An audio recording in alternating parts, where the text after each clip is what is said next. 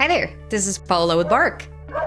Today I'll be showing you how to take photos and videos on Androids like the Bark phone. First, we need to open the camera app. You can open the camera app from the lock screen by looking for this camera icon on the bottom right, swiping up to access it. You can also find the camera app on your home screen or on your apps list. Once you're in the camera app, it'll default to photo usually. You can switch to video or other photo types like panorama, let's say, on this lower third. For most photo and video modes, there will be a digital zoom option right above that. You can tell it's zoom because it has an X, like 2x meaning 2 times the magnification. Once you're ready to take the photo, press the shutter button, or if you are in video mode, it'd have a red dot as a record button.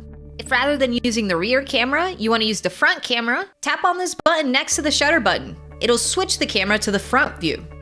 And those are the basics of taking photos and videos on Androids like the Bark phone. But let's cover a few advanced settings that may come up or that may help you solve certain problems you encounter. Let's start by covering the options at the top of the camera app when you're taking a photo.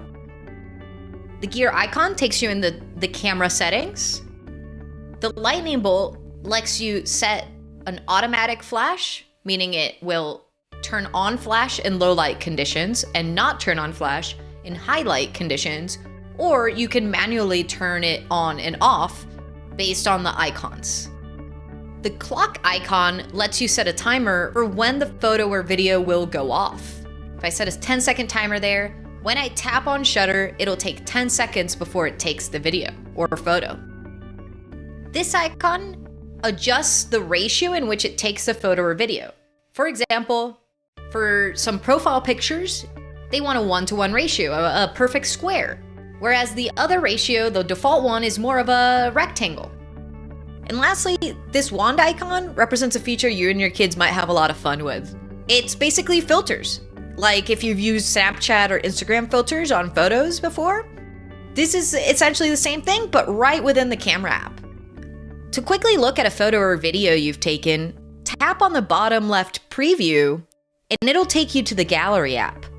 In the gallery app, you can quickly share the photo, edit the photo like crop it, or trim the video, meaning you remove some at the beginning or end of the video, and more.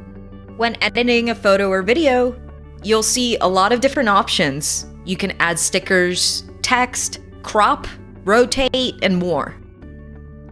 These tools will be important if you ever run into a problem sharing an image or video to an email or text message. Oftentimes, those platforms will have limits on the size of files you can share within them, but you can trim or crop that photo or video file to meet their requirements.